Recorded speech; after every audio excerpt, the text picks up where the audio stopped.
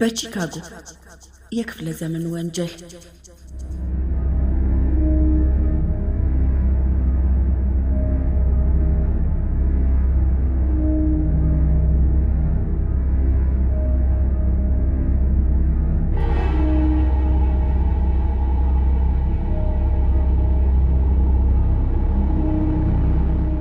የሴትየዋ ጩኸት እንደ ቃጭል ድምፅ የቀጠነና ጆሮ የሚበጥስ ነበር። በደቡብ ቺካጎ በተለይም በሁካታና ስርዓት አልባ አካባቢነቱ በታወቀው በዊንዲ ሲቲ አካባቢ ያ እንደ ደማቅ ቃጭል ጆሮ ሰንጣቂ ድምፅ የተለመደ አልነበረም። የሚውብቅ አየር በነበረበት በዚያ ቀን ማለዳ ላይ የተሰማው ያልተለመደ ድምፅና እሪታ ተጨናንቀው በተሰሩት የከተማ መኖሪያ ሰፈር የነበሩትን የጎረቤት ሰዎች አደናገጠ። ሁሉም በያሉበት የምን እሪታ ነው እያሉ በመነጋገር ላይ እንዳሉና ሁኔታውን ተረድቶ ለእርዳታ ለመድረስ አንድም ሰው ሳይመጣ እሪታው ግልጽ እየሆነ በተደጋጋሚ ይሰማ ጀመር። እርዱኝ፣ የነፍስ ያለ ሁሉም አለቁ የሚለውን እጅግ የሚያሳዝንና ሆድ የሚረብሽ ድምፅ ወደ መጨረሻ የሰሙት የቤት እመቤት የሆኑት ወይዘሮ አልፍሬድ ዊንዲ ሚለርና ነርሷ ወይዘሪት ጁዲ ዲክቶን አሳዛኙን አስደንጋጭ የእሪታ ጩኸት ከተሰማበት ማዶ ከሚገኘው ቤት እየተሯሯጡ ደረሱ። እኒሁ ሴቶች በደቡብ ቺካጎ የህዝብ ሆስፒታል አጠገብ ለነርሶች መኖሪያ በሚያገለግለው ህንፃ መስኮት ውጪ በሁለተኛው ፎቅ ግድግዳ ላይ ባደገኛ ሁኔታ አንዲት ዞማ ጥቁር ጸጉር ያላት ቀጭን ወጣት ልጅ ተንጠልጥላዩ። ወይዘሪት ዲክቶን በጭንቀት ላይ የነበረችውን የዚችኑ ልጅ ማንነት ለመለየት ጊዜ አልወሰደባትም። የ23 ዓመቷ ወጣት ኮራዞን ፒዞ አሙራው ነበረች። ወጣቷም ለወይዘሪት ዲክቶን ባለችበት የጭንቅ ሁኔታና ቦታ ላይ እንዳለች ሁሉም አልቋል፣ በህይወት ያለሁት እኔ ብቻ ነኝ በማለት በድንጋጤ በተረበሸ አንደበቷ አሰማች። ወይዘሮ ዊንድ ሚለር ልጅቷ በጭንቀት ተንጠልጥላ ወዳለችበት አደገኛ ጠርዝ እየተሯሯጡ እንዳትዘይ፣ ወደ ውስጥ ግቢና በደረጃው ተጠቅመሽ ነይ በማለት ጮሁ። ወይዘሪት አሙራው ግን ባለችበት ግድግዳ ላይ እንዳለች በድን ሆና ቀረች።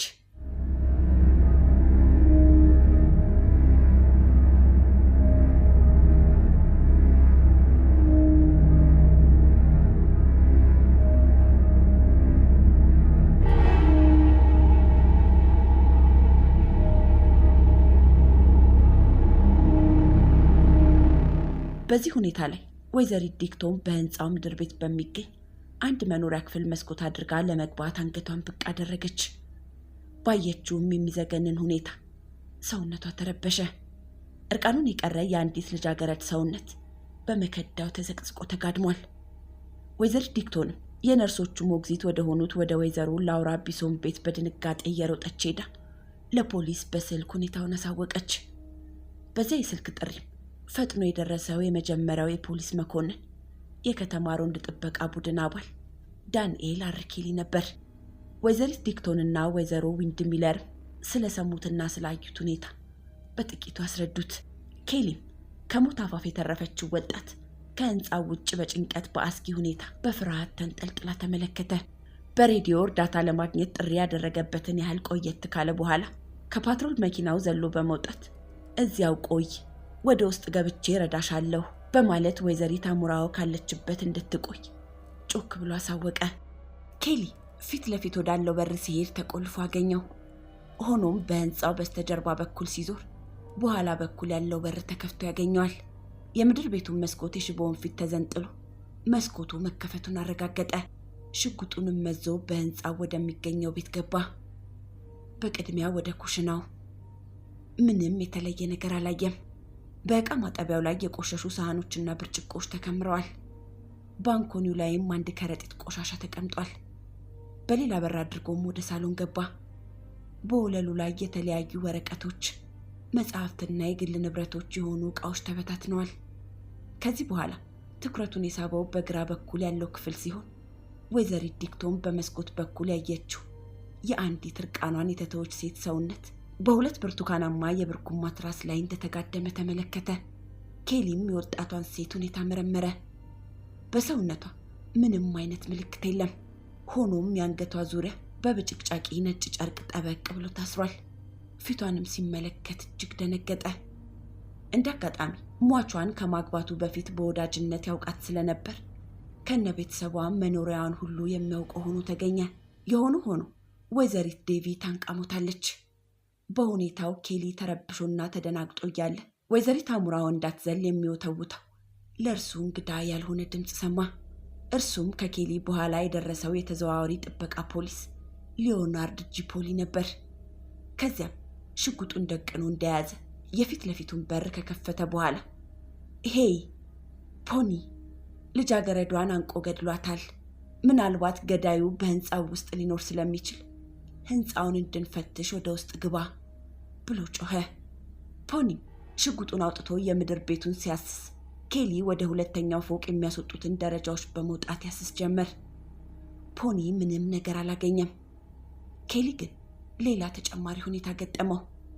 ደረጃውን እንደጨረሰ ከመታጠቢያ ቤት ወደ አዳራሽ ብቅ ያሉ እግሮች አየ።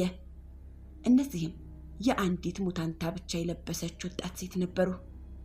ጡቷና አንገቷ በአሰቃቂ ሁኔታ ተተልትሎ ሞታለች።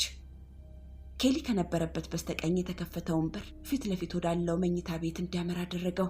በሚያስፈራና በሚያሰቅቅ ሁኔታ ወደ ውስጥ እንደገባ ሁለት በወለሉ ላይ፣ አንድ በአልጋው ላይ በጠቅላላው የሶስት ልጃገረዶች አስክሬን በሚዘገንን ሁኔታ ተጋድሟል። በወለሉ ላይ ከተዘረሩት ወጣት ሟች ልጃገረዶች መካከል አንዷ ታፍና የሞተችና የእጅ አንጓዋም ጥፍር ብሎ ታስሮ ነበር። በአንገቷም ላይ የተጠመጠመው ብጫቂ ጨርቅ የተገኘ ሲሆን ይህም ምናልባት ካንሶላው ላይ የተቀደደ ጨርቅ ሳይሆን እንደማይቀር ገመተ። በአንገቷም ላይ በውግ የሚፈጠር ቁስል ታይቷል። ሬሳዋም ከሌላው ተጎጂ ሬሳ ላይ በከፊል ተጋድሟል። በወለሉ ላይ የወደቀው የሌላይቱ ሬሳ የእጅ አንጓ ወደ ኋሊት ተጠምዝዞ ታስሯል። ተመሳሳይ በሆነ አይነት ጨርቅም ጉሮሯ ላይ ታስራለች። ኬሊ በአንገቷ ላይ በደረሰው የሰንጢ ውጊያ ሲያባ የተፈነጣጠረ ደም በአንገቷ አካባቢ ለማየት የቻለ ሲሆን የህይወት ምልክት ግን ሊያገኝባት አልቻለም። በአልጋው ላይ የተገኘው የተጋደመው ሶስተኛ ሬሳ እጅና እግሩ ተጣምሮ የታሰረ ሲሆን ጉሮሯ ደግሞ ተቆርጧል። በአሰቃቂ ሁኔታ የተገደሉት ሶስት ወጣት ሴቶች ሳይሞቱ ለብዙ ጊዜ ቆይተዋል። የዚህም ማረጋገጫው ቀለማቸው ያልተቀየረ በመሆኑ ሲሆን እንዲያውም የአንደኛዋ ሟች ደም በመፍሰስ ላይም ነበር። ኬሊ ከዚህ አሰቃቂ እይታ በኋላ ከህንፃው አስጊ ግድግዳ ላይ ተንጠልጥላ የነበረችውን ለማዳን ቢፈልግም ፊት ለፊት በሚገኘው መኝታ ቤት መስኮት በኩል ሊደርስባት እንደማይችል አረጋገጠ። ሽጉጡን እንዳቀባበለና ጣቱንም ከምላጩ ላይ እንዳደረገ እንደገና ወደ አዳራሹ በመመለስ ወደ ሁለተኛው መኝታ ቤት ገባ። እንደገና እጅግ በሚያስደነግጥ ሽብር ቀጠለ።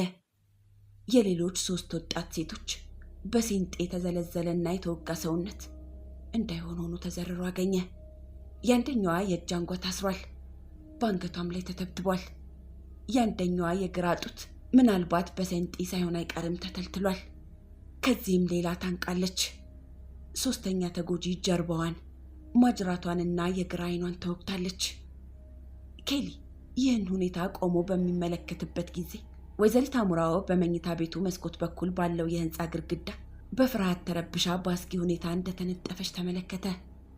ከዚህም በኋላ የሶስቱን ሬሳዎች ዳር በማስያዝ ወደ መስኮቱ ከተጠጋ በኋላ ከህንፃው ግድግዳ ተንጠልጥላ በስቃይ ላይ የነበረችውን ወጣት ልጃገረድ ጎትቶ ወደ ክፍሉ ካስገባ በኋላ ወደ አዳራሹ እንድትሄድ አደረገ። ይህን ማን እንደፈጸመው ታውቂያለሽ? አለ ኬሊ በስቃይና በጭንቀት ላይ የነበረችውን የፊሊፒኖ ልጃገረዷን። አንድ ሰው፣ በእርግጥም ማንነቱን አላውቀውም፣ ጓደኞቼን ፈጃቸው፣ ጓደኞቼን በሙሉ ፈጃቸው አለች። ኬሊም ለመሆኑ ምን ይመስል እንደሆነ ልትገልጭልኝ ትችያለሽ? እስኪ ንገሪኝ አለ። ፖሊሱ ያችኑ በጭንቅ ላይ የነበረችና ከሞት አፋፍ የተረፈች ልጃገረድ በተቻለ መጠን በታላቅ ትህትናና አቀራረብ ለማነጋገር ጣረ። በሁኔታዋም በማንኛውም ጊዜ ብርክ ይዟት ልትወድቅ እንደምትችልና በትክክልም ልትመልስለት እንደማትችል ገመተ።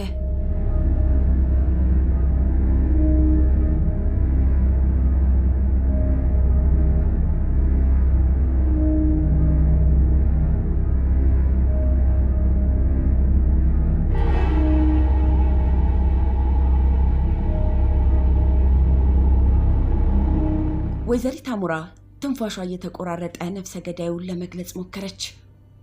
ወጣት ሰው ነው። ምናልባት 25 ዓመት ይሆነዋል። ክብደቱም 125 ፓውንድ ይሆናል። ፀጉሩ በጣም አጭር ነው አለች። ቀለሙ ጠይም ወይም ነጣ ያለ ጥቁር መሆኑን ለማስታወስ አልቻለችም። ጠቆር ያለ ወገበ ሰፊ ጃኬት የቲ ቅርጽ ከለበሰው ሸሚዝ ላይ ደርቧል። ሱሪውም ጠቆር ያለ ነው። እባክህ ከዚህ አካባቢ ውሰደኝ፣ ስለ እርሱ የማስታውሰው ምንም ነገር የለኝም በማለቱ ተወተች። ፖኒ ወይዘሪት አሞራውን እስከ ምድር ቤቱ አጅቦ ሲወስድ የሮንድ ጥበቃው ፖሊስ ደግሞ በሁለተኛው ፎቅ ያሉትን የተቀሩትን ክፍሎች መፈተሽ ጀመረ። በዚሁ አካባቢ ካያቸው 7 ሬሳዎችና በምድር ቤቱ ወለል ላይ ካየው ሌላ ተጨማሪ ሬሳ ሊያገኝ አልቻለም። በቺካጎ ታሪክ ተሰምቶም ታይቶም የማይታወቅ ፍጅት ይሄው ነበር። በእርግጥ በዚህ የተናወጠ ከተማ ይህን መሰሉን ወንጀል ባይስተካከልም ተመሳሳይ አይነት ወንጀል ተፈጽሟል። በነርሶቹ መኖሪያ አካባቢ የደረሰው እልቂትና ፍጅት ግን የተለየ አይነት ባህሪ ያለው ወንጀል ሲሆን ይህም ጥንታዊና የማይረባ የአውሬነት ጠባይ አይነት ሆኖ ተገምቷል።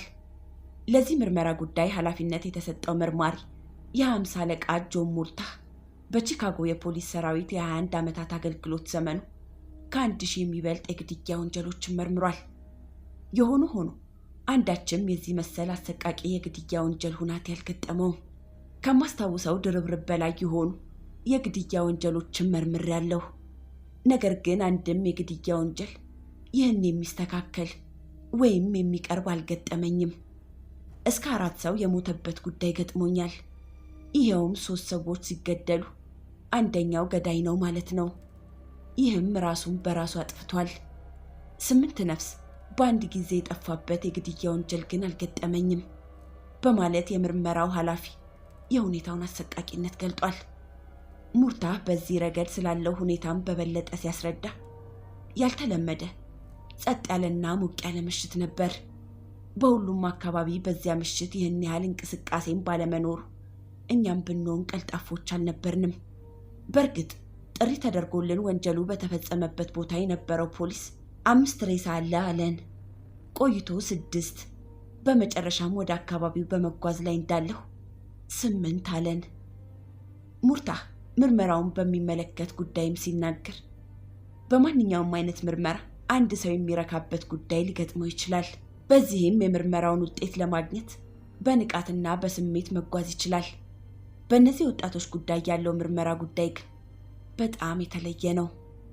ምክንያቱም በግል ሁላችንም የምናውቃቸውና ጥራት ያላቸው ልጃገረዶች በመሆናቸው ነው ብሏል።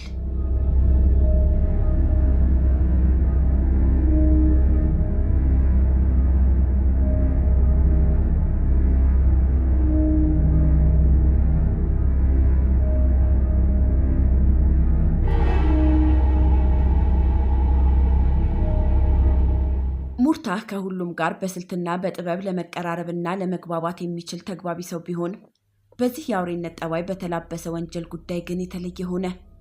እንዲያውም ለዚህ አይነቱ እልቂት በር የከፈተው በፖሊስ በኩል በቅርቡ የታየው የልልነት ሁኔታ እንደሆነም ያምናል።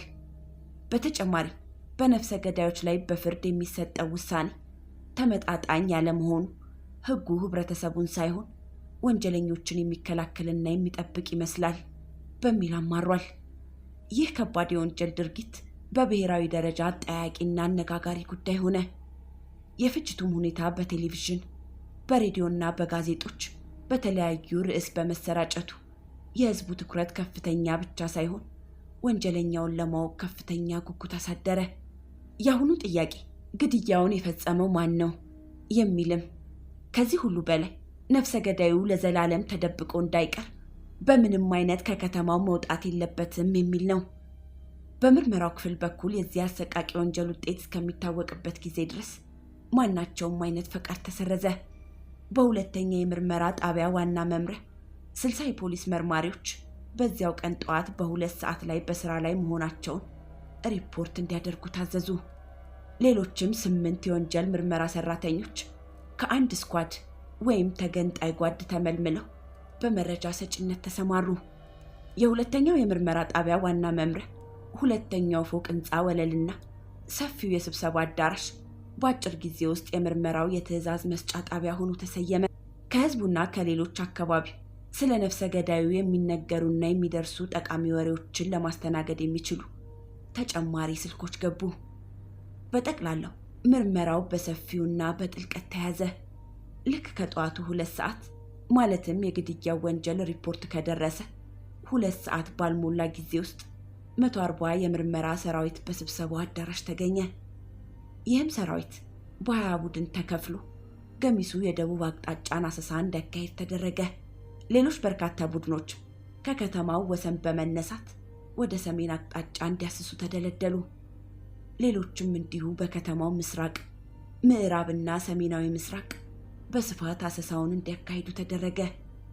አሰሳ የሚያካሂዱት የምርመራ ሰራተኞች መጠጥ ቤቶችን፣ ምግብ ቤቶችን፣ ሱቆችን፣ የቲያትርና የሲኒማ ቤቶችን፣ መኖሪያ ቤቶችን፣ ሆቴሎችን፣ የቤንዚን ማደያዎችንና ሌሎች ከነፍሰ ገዳዩ ጋር ግንኙነት ሊኖራቸው ይችላል የተባሉትን ሁሉ እንዲያስሱ ታዘዙ። ከወይዘሪት አሙራዋ የተሰጠው የወንጀለኛው መግለጫ በአዳራሹ ለተሰበሰበው የምርመራ ሰራዊት ተበተነ። በፖሊሱ የቴሌ ታይፕ መሳሪያም አማካኝነት በመላው ዩናይትድ ስቴትስ ኦፍ አሜሪካ፣ በካናዳና በሜክሲኮ ለሚገኙት የህግ አስከባሪዎች ሁሉ የወንጀለኛው መረጃ ተላለፈ። የተላለፈውን መረጃ የሚከተለው ነበር።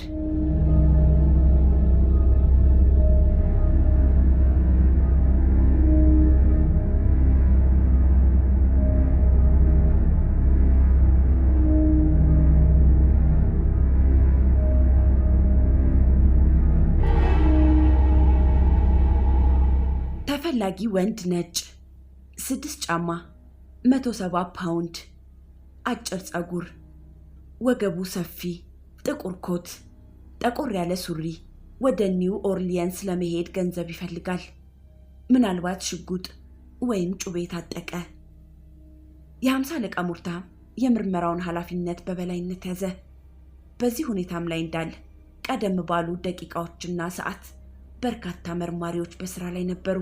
በሌላ በኩል ደግሞ የግድያውን ምክንያት ለማጣራት ዶክተር አንድሪው ጂ ቶማንስ ከ6 ልዩ የሬሳ መርማሪዎች ጋር ወንጀሉ ከተፈጸመበት ቦታ ደረሱ።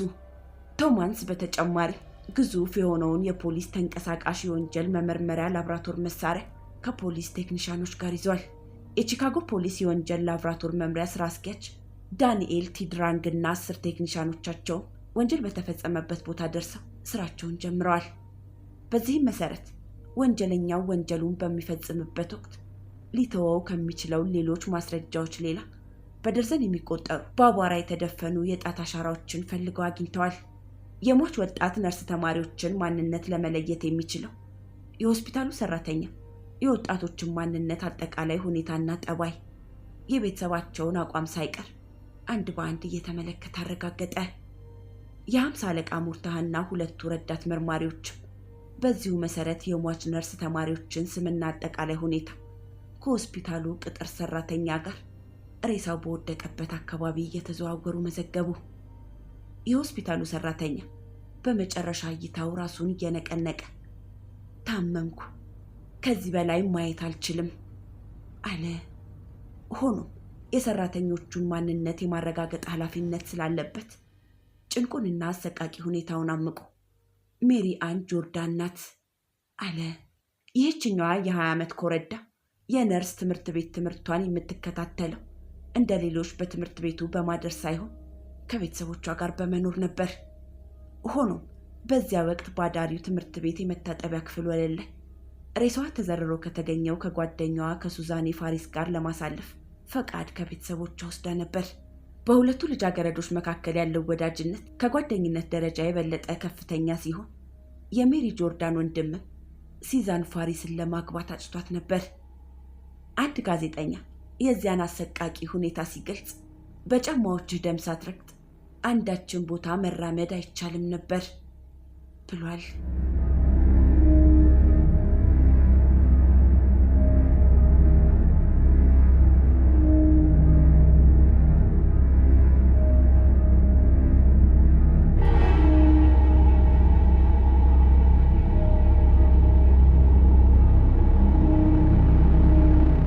በዚህ አይነት ሁኔታ የሟቾች ማንነት አንድ በአንድ ከተረጋገጠና ከተመዘገበ በኋላ የሚቀጥለው ማስረጃ የመሰብሰቡ እርምጃ ቀጠለ። የግድያውን ምክንያት የሚለየው የባለሙያተኞች ቡድን እያንዳንዱን ሬሳ መመርመር ጀመረ። ይህ ቡድን ምን አይነት ጠመንጃ እኛን ሸጋ ልጃገረዶች እንደፈጀ ለማወቅ ይቻል ዘንድ በአደጋው ምክንያት የተፈጠረውን ቁስል ሁሉ መረመረ። በስራ አስኪያጅ ድራግል የተመራው የወንጀል ላብራቶሪ ቴክኒሻኖች ቡድን ኤክስፐርት ምናልባት ሟቾቹ ልጃገረዶች ከነፍሰ ገዳዩ ትንቅንቅ ገጥመው እንደሆነ የሰውነት ቆዳ ቅራፊ ወይም የሰውነት ፀጉር በሟቾቹ የጥፍር ጣት ላይ ወይም በአካባቢው እንዳለ መፈለግ ጀመረ። የሆነ ሆኖ ከላይ የተጠቀሰውን አይነት የፖሊስ ኤክስፐርቶች ምርመራ በስፋት ቢካሄድ ኮራዞን አሙራወ ከሰጠችው የአይን ምስክርነት የተሻለ ምንም አይነት የምርመራ ማስረጃ ሊገኝ አልቻለም።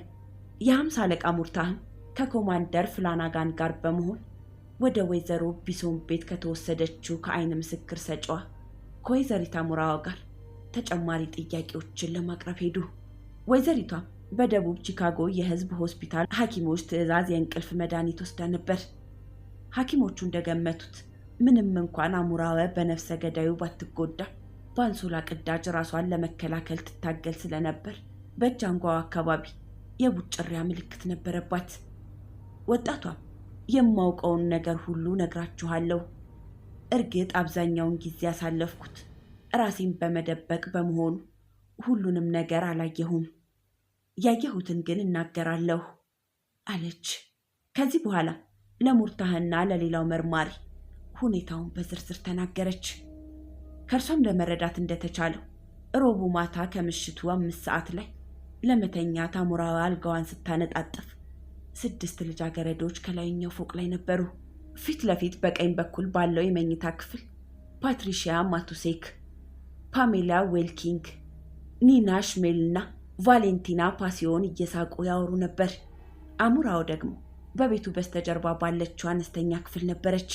ልብሷንም እየለወጠች ከጓደኛዋና ከመኝታ ክፍል ባልደረባዋ ጋር በመጫወት ላይ እንዳለች መርልታ ጋርጉሎ ከሆስፒታል የተረኝነት ስራዋ በመምጣት ደረሰች። በድንገትም በስተጀርባ ያለው በር ተንኳኳ።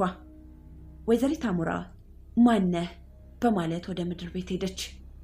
አሙራዋ ምናልባት ከጓደኞቿ መካከል አንደኛዋ ቁልፉን የረሳች ልጃገረድ ተመልሳ የመጣች መስሏት ነበር።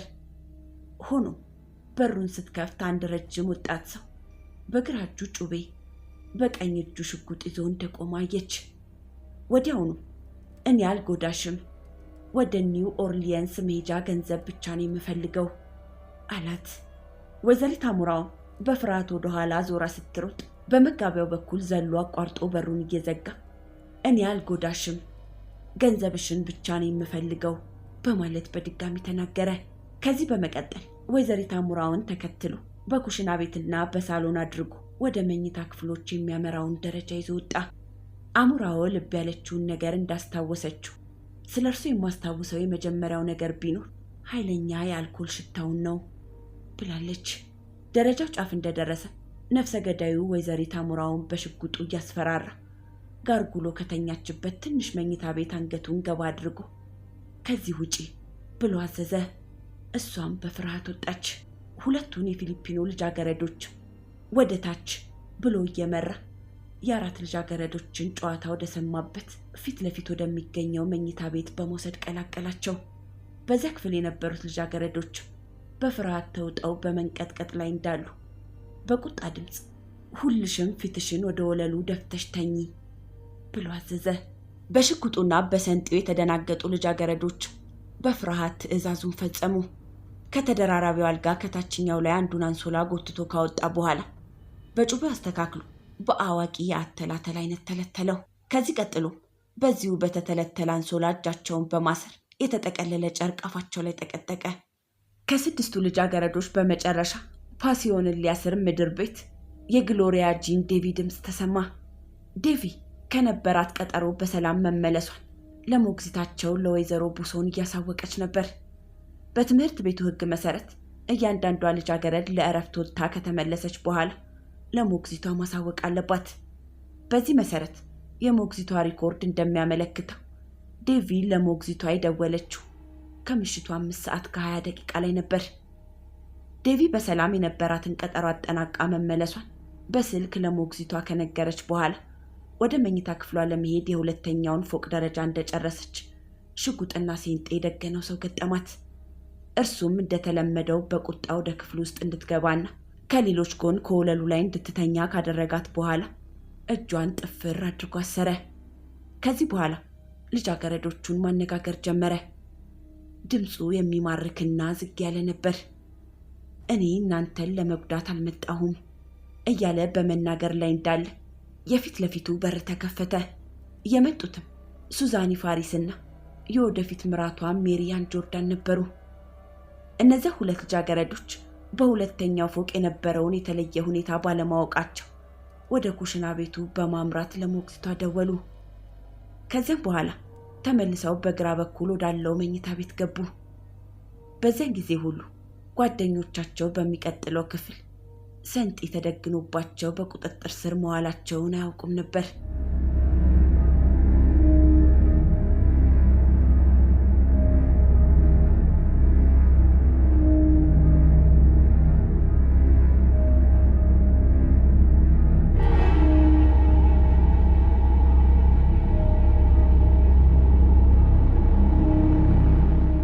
ወይዘሪት አሙራዋ እንደምትለው ሁላችንም ለመንቀሳቀስም ሆነ ድምፅ ለማሰማት ከመጠን በላይ ፈርተን ነበር። ከዚያ በኋላ ሁለቱ ልጃገረዶች አስገድዶ አምጥቶ ሌሎቹን እንዳደረገው አስሮ እንዲተኙ አደረገ። ለመጨረሻዎቹም ሁለት ልጃገረዶች ይሄ ወጣት ሰው ምርኮኞቹን እንደማይጎዳ አረጋገጠ። ምንም እንኳን ያቃል ኪዳን የልጃገረዶቹን ጭንቀት ባያቀልም ትንሽ እፎይታ ሰጥቷቸው ነበር ካለች በኋላ የምፈልገው ነገር ቢኖር ገንዘብ ብቻ ነው። ወደ ኒው ኦርሊንስ ለመሄድ የግድ ገንዘብ ያስፈልገኛል በማለት ሞትወቱን አስረድታለች። ሌሎቹ ልጃገረዶች የገዳዩን ዓላማና አቅጣጫ ይወቁ አይወቁ ባይታወቅም ወይዘሪት አሙራው ግን የምታውቀው አልነበረም። በሁኔታው በድን ሆና ነበር። የእርሷም ሐሳብና ትኩረት ለማምለጥ ብቻ የነበረ ቢሆንም እንዴት አድርጋ ታምልጠው? ገዳዩ ሁሉንም ማስሮ ከጨረሰ ከግማሽ ሰዓት በኋላ የቤቱን ዕቃ ምስቅልቅሉን ማውጣት ጀመረ። ወይዘሪት አሙራው ከአንዱ ክፍል ወደ ሌላው ክፍል እየተዘዋወረ ሲያተራምስ ሰማችው። ከዚያም በኋላ ተመልሶ መጥቶ በእጄ ሁላችሁንም ከዚህ ወስዳችኋለሁ አለ። ባዶ እግራቸውን እንዲቀመጡ ካደረገ በኋላ ልጃገረዶቹን በስተጀርባ በምትገኘው አነስተኛ መኝታ ክፍል አጅቦ አስገባ። ከዚያም እንደተለመደው በወለሉ ላይ ተኝተው በፊታቸው እንዲደፉ አደረገ። ከዚያ በኋላ ወይዘሪት ዴቪን ከክፍሉ አስወጣ። ወይዘሪት አሙራዋ ከእንቅስቃሴው ለመገመት እንደቻለችው ይዟት የሄደው ወደ ምድር ቤት ነበር። ከ25 ደቂቃ በኋላ እንደገና መጥቶ ወይዘሪት ፓሲዮንን ይዞ ወጣ። በዚህ ሁኔታ አሙራዋ የእያንዳንዱ ሴት ሕይወት በአስጊ ሁኔታ ላይ እንዳላመነች፣ ሌሎችን የምትረዳበት ምንም አይነት አማራጭ ባይኖርም ራሷን ለማዳን አንድ ነገር ማድረግ እንደምትችል ገመተች። የሁለት እጆቿ አንጓ ግጥም ብለው ቢታሰሩ በወለሉ ላይ በመንከባለልና በብርድ ልብሷ አልጋ ጠርዝ ላይ በማፋተግ ለመፍታት ቻለች። ከዚያ በኋላ በተቻላት መጠን በአልጋው ስር አድርጋ ከግድግዳው ጋር ተጠግታ ከእይታ ተሰወረች። ገዳዩም ከጥቂት ደቂቃዎች በኋላ ሌላ ልጃገረድ ከክፍሉ ለማስወጣት መጣ። አሙራው በዚያን ጊዜ ከእይታ ተደብቃ ስለነበር የትኛዋን ልጃገረድ እንደወሰደ አላወቀችም። እስኪወጣም ድረስ ትንፋሿን ውጣ ተደበቀች። ምንም እንኳን እስከዚያ የተወሰዱት ልጃገረዶች ምንም አይነት ድምፅ ባያሰሙ አንድ አሰቃቂ ነገር በመፈጸም ላይ እንዳለግ አሙራዋ ገምታ ነበር። በዚህ አይነት መመላለስ ብዙ ጊዜ ቢያሳልፍ አንዳችም ድምፅ እንዲያውም ትንፋሽ እንኳን አሙራዋ አላሰማችም ነበር። ከዚያ በኋላ ሰውየው ወደዚያ ልጃገረዶቹን እየለቀመ ወደሚወስድበት ክፍል መምጣቱን አቆመ። ሆኖ በሚቀጥለው ክፍል በሚገኘው የማንቂያ ሰዓት ደውል እስከሚሰማበት ጊዜ ድረስ ካለችበት ቦታ ለመንቀሳቀስ አልደፈረችም። የሰዓቱ ደውል ከንጋቱ 11 ሰዓት መሆኑን አረጋገጠላት። ደውሉ ዘወትር ከንጋቱ 11 ሰዓት ላይ የሚሰማ ሲሆን ይህም በ12 ሰዓት ወደ ሆስፒታል ሪፖርት ማድረግ የሚገባቸውን የተማሪ ነርሶች ለመቀስቀስ ነበር። ደውሉ በሚደወልበት ጊዜ አሙራዋ የደውሉን ድምፅ ሽፋን በማድረግ በእጅ አንጓዋ ላይ የተተበተበውን የአንሶላ ቁራጭ ጨርቅ በፍትጊያ ለማላቀቅ ተጠቀመችበት። ከዚያ በኋላ ለሌላ ግማሽ ሰዓት በተደበቀችበት ሆና ያለ አንዳች እንቅስቃሴ አሳለፈች። ከዚያም እየተሳበች ለመውጣት የምትችል መሆኑን አረጋገጠች። ፖሊስ እንደገመተው ነፍሰ ገዳዩ ሕይወቷን ያተረፈችውን ልጃገረድ ሳይገድላት የቀረው በቤቱ ውስጥ ስንት ልጃገረዶች እንዳሉ ባለማወቁ ወይም ሊገድላቸው ያመቻቸውን ልጃገረዶች ፈጽሞውኑ ባለመቁጠሩ ነበር። አሙራው በእግር ጥፍሮቿ በመጠቀም በዝግታና በጥንቃቄ ወደ አዳራሹ ስትገባ የወይዘሪት ፋሪስ እግሮች ከመታጠቢያ ክፍሉ ተዘርረው በማየቷ በማምለጥ ላይ እንዳለች ብርክ ያዛት። አሙራው ሁኔታውን ለምትነግራቸው መርማሪዎች ማለትም ለሙርታህና ለኮማንደር ፍላንጋን ሱዛን መሞቷን ካየው በኋላ ሌሎቹም እንዳልተረፉ ለማረጋገጥ ችያለሁ ብላለች።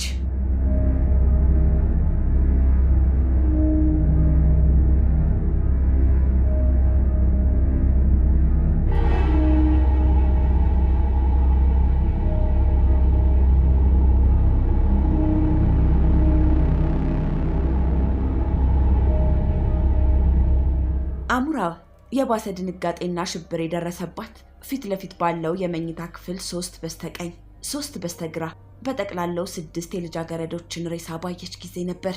በዚያም ሁኔታ ከመጠን በላይ ተረበሸች።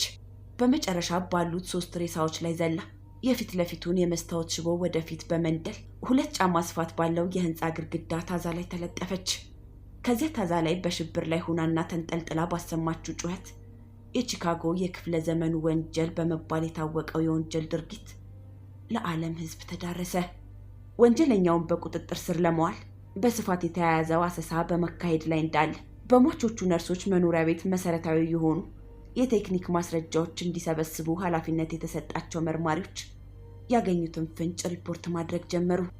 በዚያ መሰረት በየመኝታ ክፍሎች ወንጀለኛው ያተራመሰውና በተለያዩ ልብሶችና ቁሳቁሶች ወለሉን ያዝረከረከው ምናልባት ገንዘብ ለመፈለግ ሲል ያደረገው እንጂ ከተጎጂዎቹ ጋር በተደረገ ትንቅንቅ ምክንያት ያለመሆኑ ተረጋገጠ። የአንዳቸውም ልጃገረዶች የልብስ ኪስም ሆነ ቦርሳ ምንም ፍራንክ አልተገኘበትም።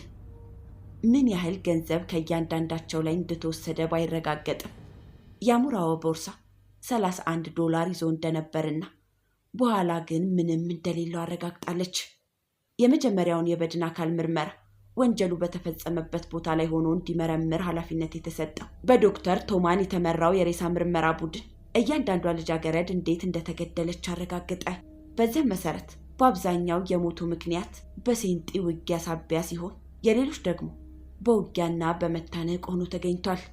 ከሟቾች ነርሶች መካከል በመታነቅ ብቻ ያለ ውጊያ የሞተችው ዴቪ ብቻ ነበረች።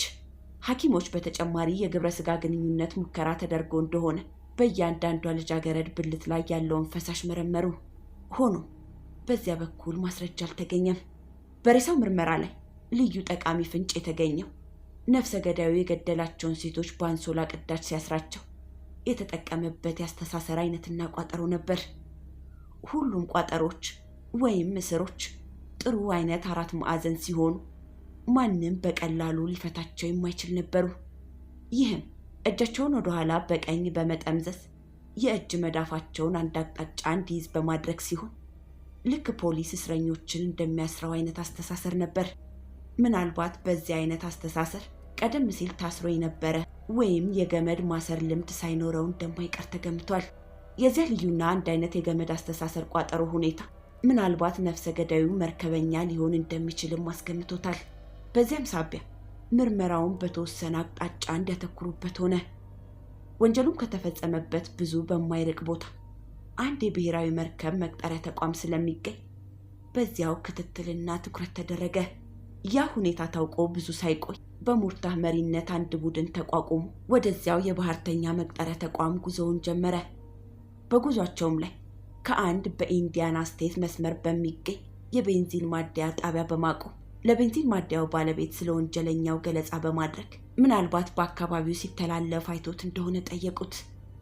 እርሱም ማክሰኞ ከሰዓት በኋላ የተባለውን ሰው የሚመስል ያየ መሆኑን፣ ሰውየውም ቡናማ የበረራ ሻንጣና አነስተኛ ቡናማ ሌላ ማህደር መያዙን፣ ለእርሱም ስራ ፍለጋ ወደ ኢንዲያና እንደሚሄድ ቢነግረውም ወደዚያ አለመሄዱንና እንደገናም መጥቶ ማረፊያ ቦታ ይፈልግ እንደነበር ገለጸላቸው።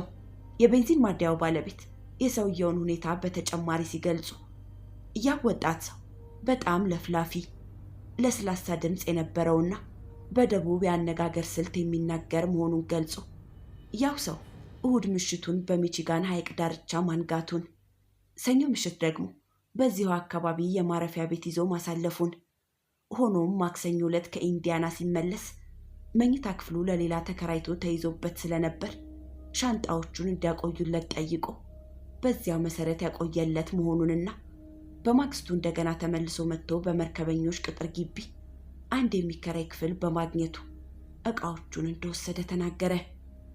መርማሪዎቹ ወደ ተባለው እንግዶችና መርከበኞች የሚያርፉበት ቅጥር ግቢ ሄደው የተፈላጊውን መግለጫ ለጸሐፊው በመንገር ጠየቁ።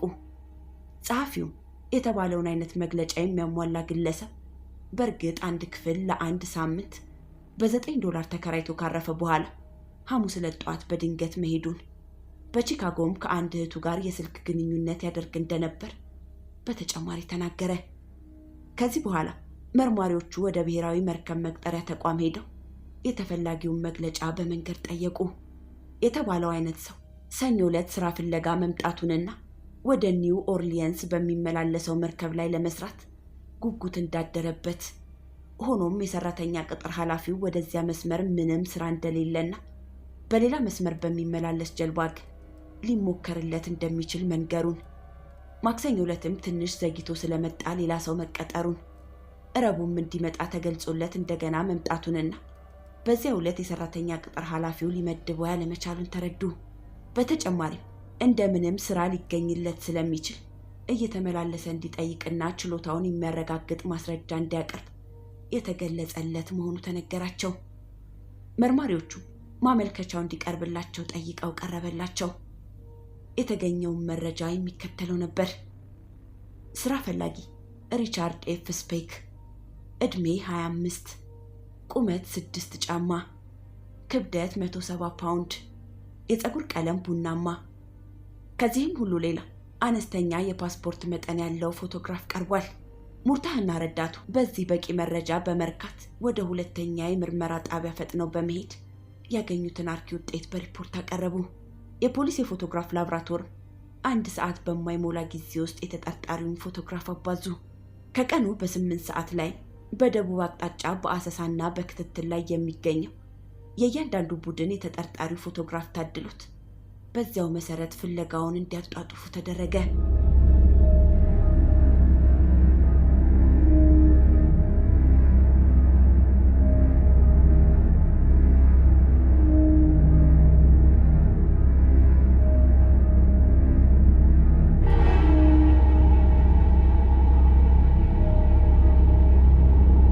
የሆነ ሆኖ ሙርታህና ረዳቶቹ ተጠርጣሪውን ነፍሰ ገዳይ ማለትም ስፔክን ሐሙስ ልክ ከንጋቱ 1 ሰዓት ማለትም ግድያው ከታወቀበት ልክ ከ1 ሰዓት በኋላ ያዩትን ሰዎች አገኙ። በዚያ ጊዜ ነርሶቹ በተገደሉበት ህንጻ አካባቢ ከሚገኝ አንድ መጠጥ ቤት ታይቷል።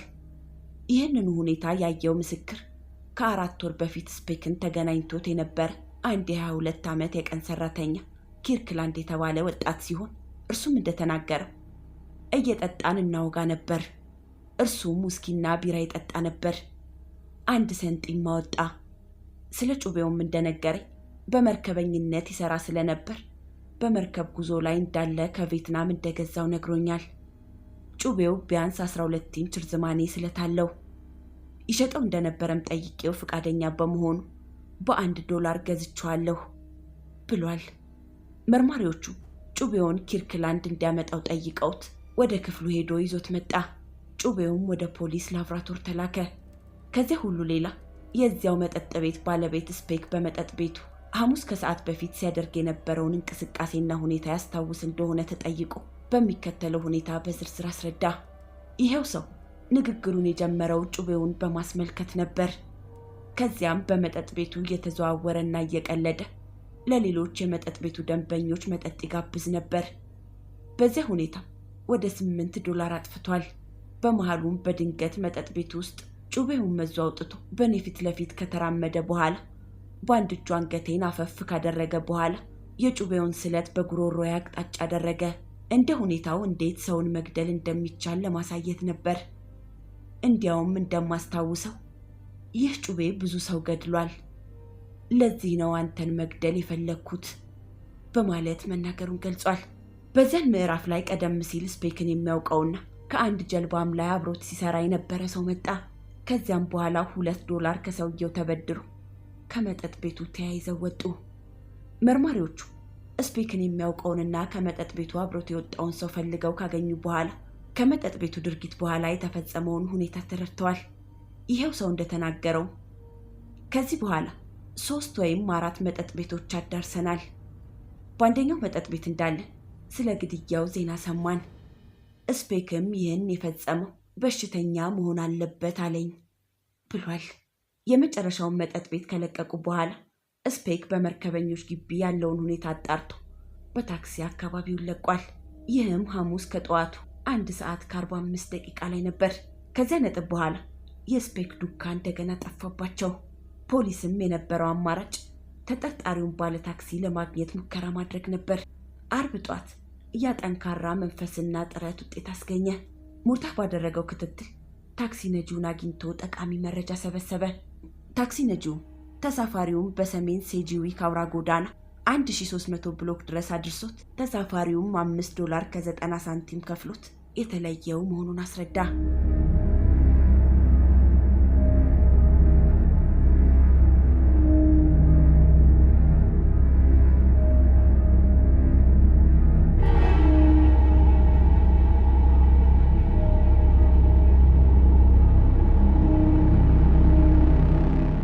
ፖሊስም የተፈላጊውን መግለጫ በመንገር ከታክሲው የወረደበትን ሰፈር ማሰስና ማፈላለግ ተያያዘው።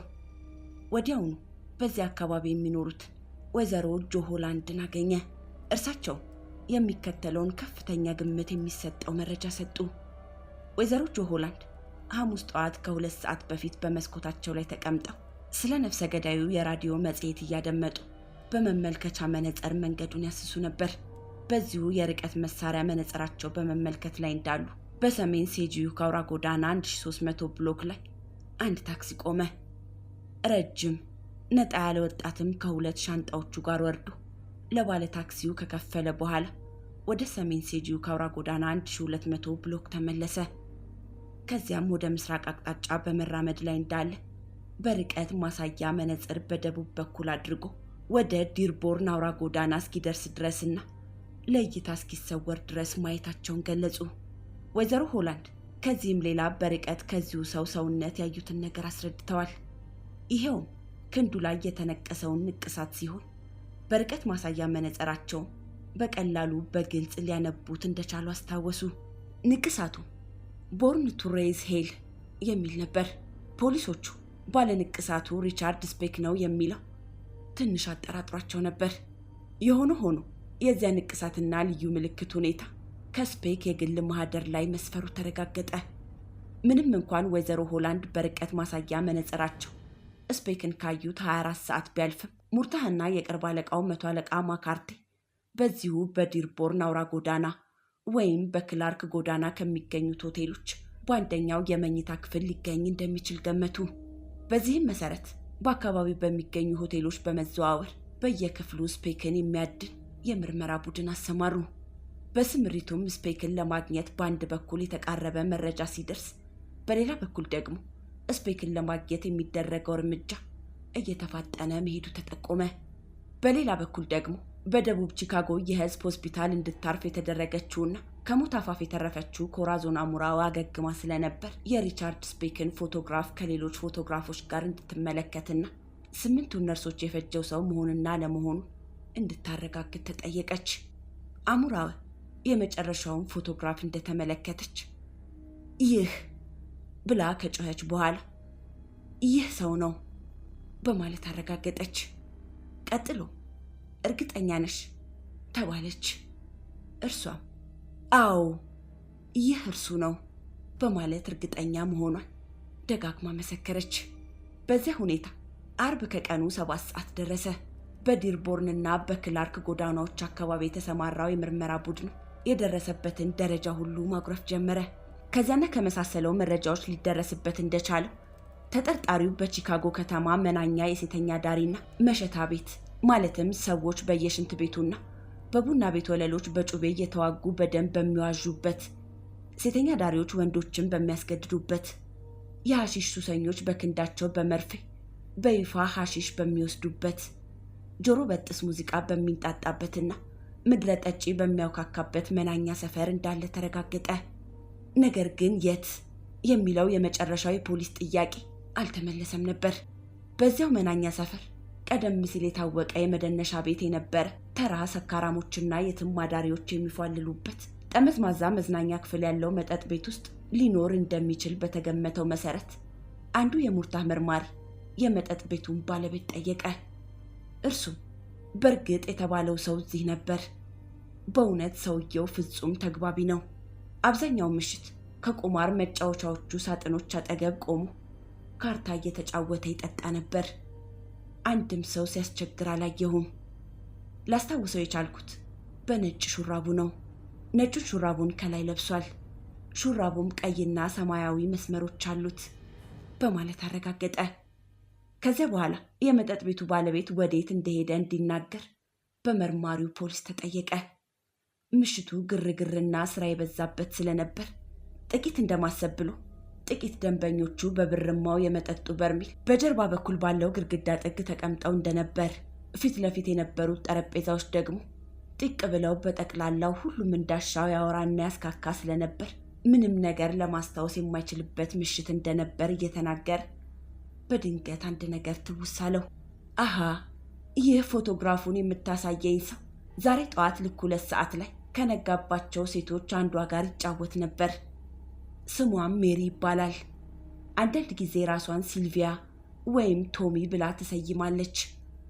በማንኛውም ስም ትጠራ፣ በየትኛውም ጊዜ ትገኛለች። በግምት ከቀኑ 9 ሰዓት ላይ ስፔክና ይህችው ልጃገረድ ከዚህ አካባቢ ሄደዋል በማለት አረጋገጠ። ይህን መረጃ ሙርታህና የምርመራ ሰራተኞቹ ከመጠጥ ቤቱ ባለንብረት የሰሙት አርብ ከሰዓት በኋላ ነበር።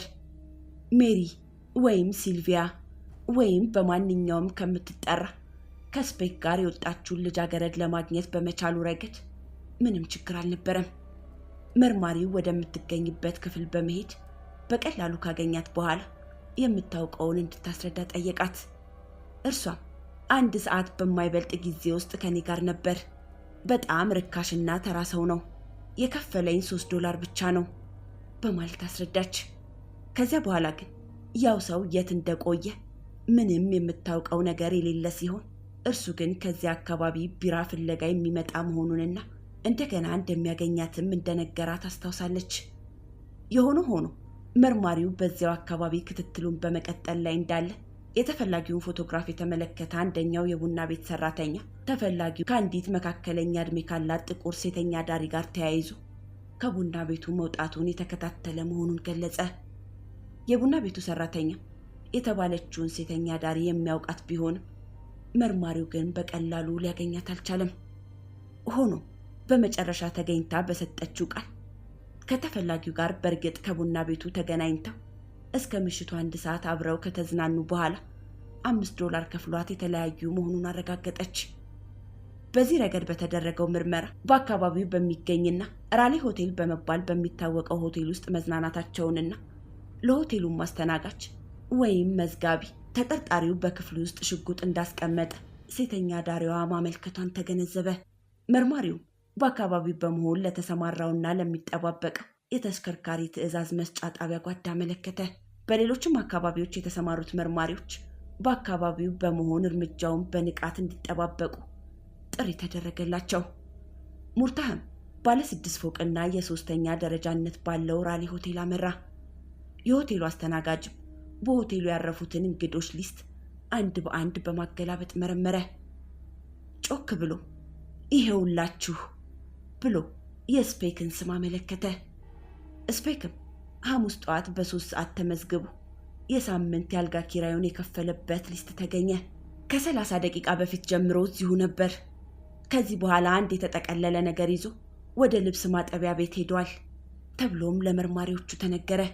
ሙርታህም በራሌ ሆቴል ፊት ለፊት በሚገኙ አውራ ጎዳናዎችና በሌሎችም በርካታ የሆቴሉ አካባቢዎች የምርመራ ሰራተኞች ቡድን አሰማራ።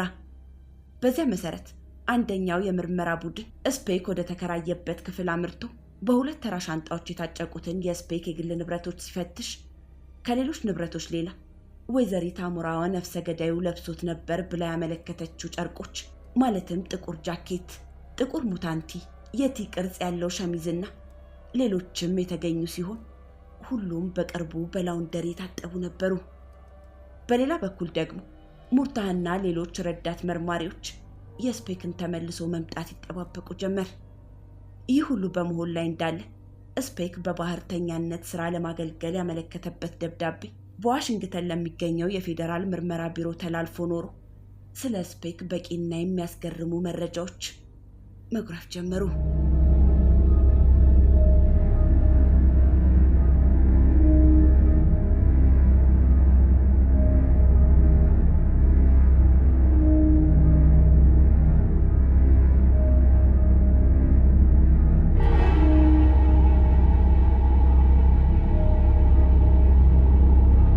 በፌዴራሉ ቢሮ ምርመራ የስፔክ ፋይል እንደሚያመለክተው ስፔክ በዳላስ ቴክሳስ ይኖር ከነበረበት ከ16 ዓመቱ ጊዜ አንስቶ በፖሊስ ዘንድ የታወቀና ረጅም የስቃይ ዘመን ያሳለፈ ለብዙ ጊዜ የተፈረደበትና የተለቀቀ ወንጀለኛ መሆኑን አስረድቷል። ሪኮርዱ እንዳመለከተው በቅርብ ጊዜ ይኸው ሰው የፈጸመው በ1963 በዳላስ በሰነድ የማጭበርበር ወንጀል ሲሆን በዚያም ወንጀል በአገሩ የመጨረሻ የደህንነት እስር ቤት ለ3 ዓመታት ታስሯል። ጥር 1965 ከእስር ቤት ከተለቀቀ በኋላ በአንዲት ሴት ላይ በፈጸመው ከባድ ድብደባና በጩቤ ማስፈራራት ወንጀል እንደገና ተከሷል። አባትየው ገና ስፔክ ታዳጊ ወጣት በነበረበት ጊዜ ሞቱ በመሆኑ እናቱ ከተወለደበት የሞንማውዝ ኢሊኖይስ ወደ ዳላስ እንዲኖር ወሰዱት። የስፔክ ፋይል በትላልቅ ባህር መርከቦች ላይ በመርከበኝነት የተቀጠረ መሆኑን የሚያንጸባርቅ ሲሆን በዚህ ረገድ የተመዘገቡት ሁሉ ባጭሩ የተቀነባበሩ ነበሩ። የቺካጎ ፖሊስ ያለ የሌላ ኃይሉን አሰማርቶ እንዳለና የሪቻርድ ስፔክን ዱካይ መከታተሉ ኃላፊነት የተሰጣቸው መርማሪዎች እንቅልፋቸውን አጥተው በመናወጥ ከፍተኛ ጥረት በሚያደርጉበት ጊዜ ወንጀለኛውን ለማግኘት ሲባል በተፈጠረው ግርግር መሃል አንድ ከባድ ስህተት ተፈጠረ። በመሰረቱ በየትኛውም አካባቢና ቦታ የሚገኝ ፖሊስ ሰብአዊነትን የሚከተል መሆን አለበት። ፖሊሶች በቺካጎ የክፍለ ዘመኑን ወንጀል አይነት እጅግ የሚያሳዝን የወንጀል ድርጊት ከተፈጸመ በኋላ ጽኑ ቁጣንና ግንፍልታን ከማሳየት ይልቅ በአጠያያቂ ጉዳዮች ላይ የህሊና ፍርድ ለመስጠት የሚያስችሉ ጥያቄዎችን ለመመለስ በትዕግስትና በንቁ ስሜት ጉዳዩን መከታተል ይኖርባቸዋል። ነገር ግን አርብ ማለዳው ላይ ሪቻርድ ስፔክ ከራሊ ሆቴል ሲወጣ በአንድ ፖሊስ ጥያቄ ቀርቦለት እንደነበር የሚገልጽ አስፈሪና አስደንጋጭ ሪፖርት ተሰማ። ሁኔታውም እንዲህ ነበር። በዚያን አርብ ዕለት ከጠዋቱ 12 ሰዓት ላይ ስፔክ ወደ ሆቴሉ አልተመለሰም ነበር። አንድ የፖሊስ መቶ አለቃ የሆቴል ቤቱን እንግዳ ተቀባይ ስፔክ የት ሊገኝ እንደሚችል የሚያውቅ ሰው እንዳለ ይጠይቃል። የሆቴል ቤቱ እንግዳ ተቀባይ ፖሊሶች ለምን ስፔክን ለማግኘት ከፍተኛ ጉጉት እንዳደረባቸው በመገረም ፖሊሱ የሚፈለግበትን የሆቴል ቤት ወጪ በሙሉ ዘግቷል በማለት ለመቶ አለቃው ይነግረዋል። መቶ አለቃው በመገረምና በመደናገጥ የምን ፖሊስ ስለምንድን ነው ለመሆኑ የምታወራው በማለት ይጠይቀዋል። እንግዳ ተቀባዩ ሁኔታውን በዝግታ እንደሚከተለው ያብራራል። በእጄ ሁኔታው እንዴት እንደሆነ እነግርሃለሁ። ስለዚህ ቦታ ምናልባት የማታውቀው ሁኔታ ሊኖር ይችላል። እኛ ይህን ሆቴል የምናካሂደው በጥንቃቄና በህጋዊ መንገድ ነው። ዛሬ ማለዳ ላይ ሴትየዋ ከስፔክ መኝታ ቤት ስትወጣ ሰውየው ሽጉጥ በክፍሉ ውስጥ እንዳለው ስትነግረኝ ምን እንዳደረግኩ ታውቃለህ? ወዲያውኑ ፖሊስ ጠራሁ። የምን ፖሊስ? የቺካጎ አውራ ጎዳና ፖሊስ። ከዚያ በኋላስ ምን ሆነ? ከዚያ በኋላማ በመኪና መጥተው ጥቂት ፖሊሶች ከዚሁ ሰውዬ ጋር ተነጋገሩ። የቺካጎ አውራ ጎዳና ፖሊስ ጣቢያ ሁኔታውን ያውቅ እንደነበረ ተጠየቀ። ወዲያውም አንዱ ይህን በሚመለከት ሪፖርት መድረሱን አረጋገጠ። በጥሪውም መሰረት አንድ የፖሊስ ቃኝ ጓድ ሁኔታውን እንዲያጣራ ተደረገ። በዚያም መሰረት በደረሰው ሪፖርት ሰውየው በእርግጥ የተባለው ሽጉጥ በክፍሉ ውስጥ እንዳለ አረጋገጠ። ሽጉጡ .22 ካሊበር የሆነና ከአንድ መረጃም እንደተነገረው ለባለስልጣኖች የሚሰጥ አይነት መሆኑን 6 ጥይቶችም እንደጎረሰ ለቃኝ ጓድ ማስረከቡ ተረጋገጠ። ስፔክ ግን ሽጉጡም ሆነ ጥይቶቹ አብራው የነበረችው ሴት መሆኑን ተናግሯል። መኮንኖቹ ደግሞ ሽጉጡና ጥይቶቹ እንዲወረሱ አድርገው አርብ በ3 ሰዓት ላይ በፖሊስ ጣቢያው የንብረት መዝገብ እንዲመዘገብ አድርገዋል። ለመሆኑ በሪፖርቱ ላይ የተመዘገበው ማን ይላል ተባሉ። የፖሊስ ጣቢያ መዝጋቢዎች ሪቻርድ ስፔክ ብለው መለሱ።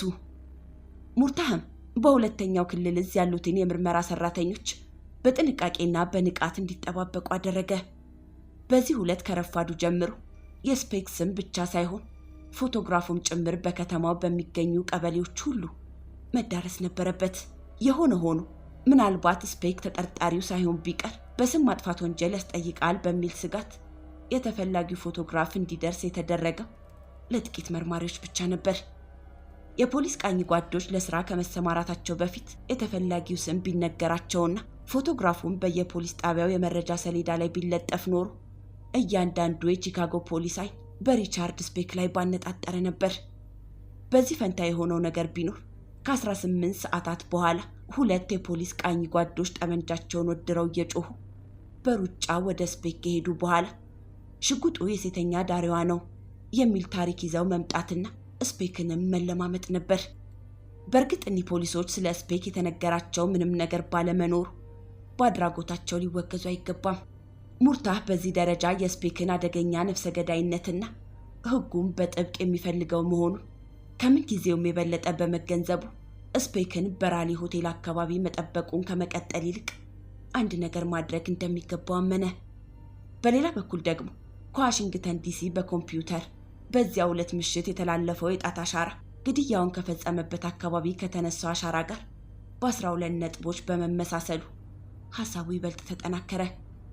ይህ በእንዲህ እንዳለ ስፔክ በራሊ ሆቴል ወደሚገኘው ክፍሉ ገና ሳይመለስና ሌሊቱን ሙሉ በቃኝ ፖሊሶች ሲታሰሱ ባደሩት በአንዳቸውም መጠጥ ቤቶች እንኳን ባልታየበት ሁኔታ በፖሊስ ተቆጣጣሪ ጋዜጣዊ መግለጫ ሰጠ። ከዚህ በኋላ ሙርታህ ተፈላጊው ተመልሶ ሊመጣ እንደማይችልና ረዳቶቹም የህዝቡን ድጋፍ እንደሚሹ አመነ።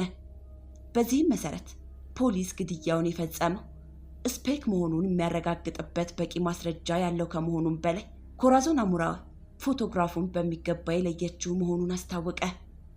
የፖሊስ ተቆጣጣሪው ተፈላጊው ሰው ይህ መሆኑን አረጋግጣለሁ በማለት ተናገረ።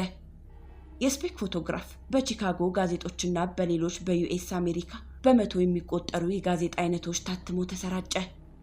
ስፔክም ከከተማው እንዳይወጣ በየኬላው የተከታታይና የፖሊስ የጥበቃ ጓዶች ብርቱ ቁጥጥርና ፍተሻ እንዲያደርጉ ተደረገ። ስለሆነም የፌዴራል ፖሊስ ምርመራ አሰሳውን በግልጽ እንዲያካሄድ የሚያስችል ሁኔታ ተፈጠረ።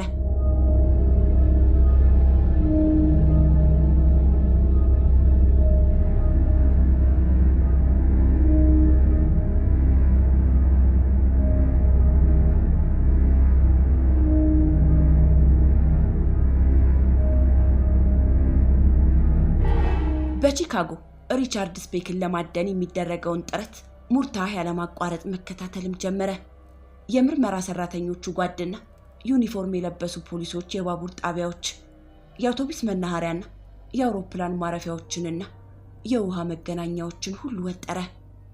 ስፔክ በመጨረሻ ከታየበት ጊዜ አንስቶ በትልቅ ሐይቆች የተጓዙት መርከቦች ስፔክን ጭነው እንዳይሆን መልእክት ጎረፈ። ስፔክን ፍለጋ የተጠመዱት መርማሪዎች በአውራ ጎዳናዎች፣ በየደሳሳው ጎጆ ቡና ቤቶች፣ ተራ ሲኒማ ቤቶችና በመሳሰሉት አሳቻ ቦታዎች ሁሉ የአንድ በአንድ ፍተሻቸውን ተያያዙት።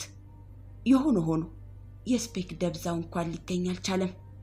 ቅዳሜ ምሽት ላይ በሰሜን ቺካጎ አቅጣጫ የተለመደ የአደጋ ጥሪ ድምፅ ተሰማ። ያ የተለመደ የአደጋ ጥሪ ድምፅ ሲሰማ ይህን ያህል ግምት የሰጠው ሰው አልነበረም። በሌላ በኩል ደግሞ በቺካጎ ምዕራብ ማድሰን ጎዳና 617 ቁጥር ላይ በሚገኘው በስታር ሆቴል አንድ የተለየ ሁኔታ ተፈጠረ። የስታር ሆቴል ተረኛው የምሽት እንግዳ ተቀባይ በሆቴሉ ካረፉ እንግዶች መካከል በዚያን ዕለት ምሽት ቀደም ሲል በቢ ብራይን ስም የተመዘገበ አንድ ወጣት እንግዳ አደጋ ስለደረሰበት ፖሊስ ጠራ። ይሄው ሰው ባረፈበት በ5ኛው ፎቅ በምትገኝ አነስተኛ ክፍል በመሆን በግራ እጁና በቀኝ እጁ አንጓ ላይ ያለውን የደም ስር በመበጠስ ራሱን በራሱ ለማጥፋት ባደረገው ሙከራ በደም ተበክሏል። የዚህ መሰሉ አደጋ በከተማው በሚገኙ ሆቴሎች አካባቢ በማንዳለጥና በመንሸራተት ሳቢያ ሁሉ ስለሚደርስ በቦታው ለደረሱት 2 የፖሊስ ቃኝ ጓዶች ተራ የአምቡላንስ አገልግሎት ስራ ሆኖ አምሽቶም ነበር። የፖሊስ ቃኝ ጓዶቹ የስታር ሆቴልን ውስጣዊ ይዞታ በሚገባ ስለሚያውቁት ተግባራቸውን ለማከናወን አሰቃቂ መነሻ ቦታ አድርገውት ነበር። በሆቴሉም ከነበሩት ዕቃዎች አንስቶ በየግድግዳው የተጻፉትን ጽሑፎች ጭምር አብጠርጥረው ያውቁታል። በአረንጓዴው ጡብ ግድግዳ ላይ በዚህ ግቢ መጠጣት የተከለከለ ነው ተብሎ የተጻፈውን፣ በፊት ለፊት መቀመጫ ላይ ለምሽት 90 ሳንቲም የቁልፍ እንደሚከፈል፣ በመተላለፊያው ላይ የተለጠፈውን የሊንኮሊንና የኬኔዲን ፎቶግራፎች፣ በአንድ አዛውንት የሚንቀሳቀሰውን አሳንሰርና በራስህ ዋስትና ግባ በሚል ጽሑፍ የሚያስጠነቅቀውን ሁሉ በሚገባ ያውቁታል። እኒህ ሁለት የፖሊስ ቃኝ ጓዶች በአምቡላንስ እንደደረሱ በደም የተነከረው እንግዳ በ5ኛው ፎቅ ላይ እንደሚገኝ፣ አነስተኛ ክፍሏም የአየር መቆጣጠሪያና የመጠጫ ብርሌዎች ትንፋገን መከላከያ እንደሌላት ተነገራቸው። ክፍሏም በጣም ጠባብና ተራ የሆኑ መገልገያ ዕቃዎች ያሉባት አነስተኛ ክፍል ነበረች። ወጣቱ ሰው በዚያች ቁጥር 584 ክፍል በምትገኝ ሸራ አልጋ ላይ በጀርባው ተንጋሏል። እጆቹም በአልጋው ግራና ቀኝ ተንጠልጥለው ይወዛወዛሉ። ደሙ ወደ ወለሉ ይንቆረቆራል። የፖሊሱ ቃኝ ጓድ አባል በርንስ በአደጋ ላይ በሚገኘው ሰው ግራ እጅ ላይ ፋሻ በፍጥነት ጠመጠመ። ክራውስ ደግሞ ወደ ተረኛው እንግዳ ተቀባዩ በመሄድ ይህ እንዴት ሊሆን እንደቻለ የሚያውቀው ነገር እንዳለ መጠየቅ ያዘ። እንግዳ ተቀባዩም በ582 ክፍል የተከራየውና ጆርጅ በመባል የሚታወቀው በዚሁ ጉዳይ ተጠርቶ እንደነበር አስረዳ። የተጎጂው ጎረቤት ጆርጅ ሁኔታውን በሚከተለው መሰረት ገለጸ። በመጀመሪያ ከዚህ ሰውዬ ጋር መነጋገር አልፈቀድኩም ነበር። ባለፈው ምሽት 2 ጠርሙስ ቪኖ ይዞ ወደ ክፍሉ ገባ። ከጥቂት ጊዜ በኋላ እኔን መጥራት ጀመረ። እኔም መረበሽ ስላልፈለግኩ ዝም አልኩት። ወደ በኋላ ግን ተኛ። በመጨረሻ ዛሬ ጧት ወደ 4 ሰዓት ገደማ ወደ ታችኛው ፎቅ ሄዶ ሌሎች ተጨማሪ ጠርሙስ ቪኖዎችና ጋዜጦች ይዞ ወደ ክፍሉ ገባ። ከሰዓት በኋላ ወደ ምሽቱ ላይ ውሃ ሲል ሰማሁት። እኔም አፉን እንዲዘጋ ነገርኩት። እርሱ ግን ውሃ እፈልጋለሁ በማለት ይጮህ ጀመር። ከዚያም ወደ አዳራሹ በመሄድ እባካችሁ ቢራ ስጡኝ፣ ለቢራ የተፈለገውን ሁሉ ከፍላለሁ እያለ ሲጮህ ሰማሁት። እኔም ከሚጮህበት አዳራሽ ወጥቶ ሰላም እንዲሰጠኝ ነገርኩት። ከዚያ በኋላ በሌሎች ክፍሎች ያሉትን ሰዎች ሲያስቸግር ሰማሁት።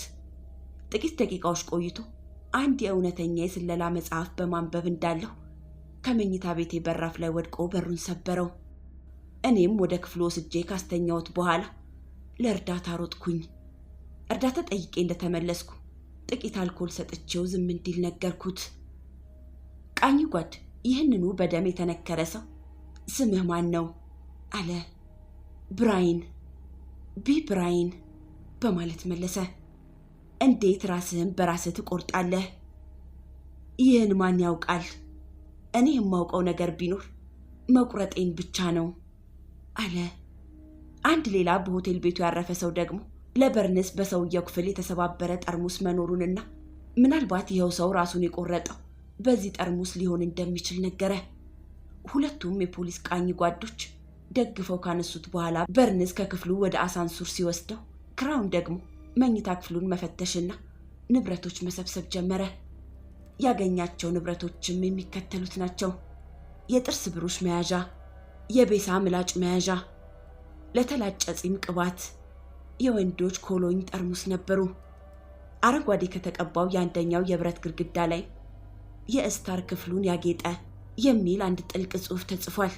የተሞነጫጨረውም በእርሳስ ሲሆን 25 ዓመት ለሚሆነው ወጣት $5 እከፍላለሁ፣ እርሱም የሚሸት እግር ካለው የሚልም ነበር።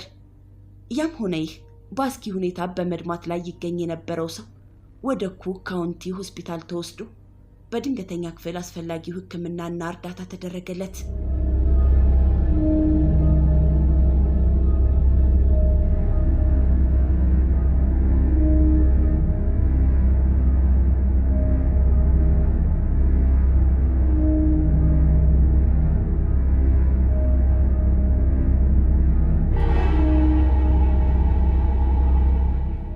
ሐኪሙም በደም የተነከረውን እጅ ካጸዳዱና ቁስሉን ካጠቡ በኋላ በግራ እጁ ክርን ስር በአንድ የተጎዳ የደም ስር ደም እንደሚፈስና በቀኝ የእጁ አንጓ ያጥንት ክፍል በጥቂቱ ላይ የተቆረጠ መሆኑን አረጋገጠ።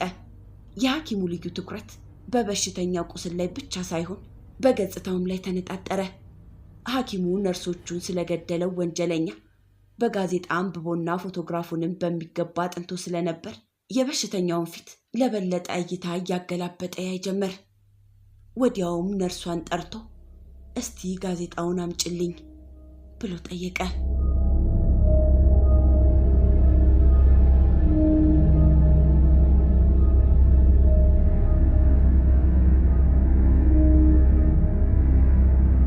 ነርሷ ጋዜጣውን ፍለጋ ስትሄድ ሐኪሙ ከበሽተኛው ክንድ ላይ ያለውን ደም ይጠርግ ስለነበር የበሽተኛው ጥቂት ንቅሳትን መታየት ጀመረ። ሐኪሙ ቢ የሚለውን ፊደል ለየ። ከዚያም ደሙን ሲጠርግ ቦርን የሚለውንና በመጨረሻም በእጁ ላይ የተነቀሰውንና በጋዜጣ የተገለጸውን ጽሑፍ በሙሉ አነበበ። ነርሷ ጋዜጣውን ይዛ ከመመለሷ በፊት ዶክተሩ በሚገባ የበሽተኛውን ማንነት በመለየቱ ጋዜጣውን ይዛ እንደተመለሰች በዝግታ ፖሊስ ጥሪ ብሎ እንደገና ላካት። ነርሷን ፈጥና ወጣ በሆስፒታሉ ተረኛ የነበረውን የፖሊስ ቃኝ ጓድ ጠራች። ይህ ሁሉ እስኪሆን ድረስ ዶክተሩ ጥቂት የራሱን የመጀመሪያ ደረጃ የምርመራ ጥያቄዎች እንዲህ በማለት ጠይቆት ነበር።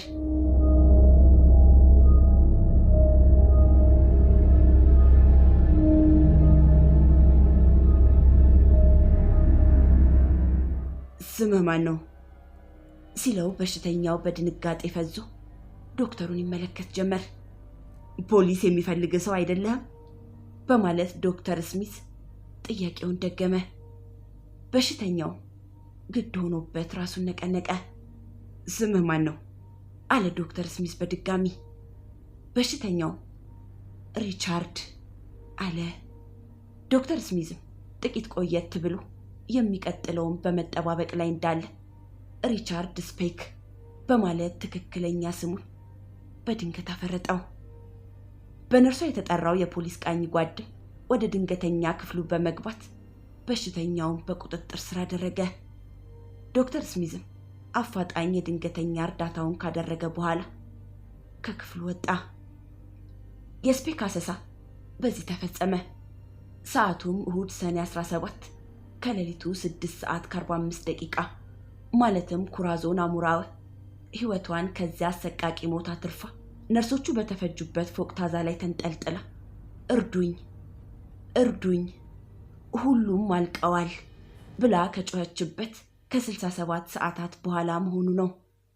ከ9 ወራት በኋላ ዓለምን ያተራመሰውና የሰውን ህሊና ሁሉ ያቆሰለው የወንጀለኛው ፍርድ በከፍተኛ ፍርድ ቤት ታየ። በኤሌክትሪክ ወንበር ላይ ተቀምጦ የሞት ፍርድ ይገባዋል የሚለው የፍርድ አስተያየትም ተሰነዘረ። በ1972 በወጣው የአሜሪካን ህግ 8 ነርሶችን ቢፈጅ ነፍስ ያጠፋ ነፍሱ ይጠፋል የሚለውን ቅጣት ስለማይደግፍ የዕድሜ ልክ እስራት ተፈረደበት።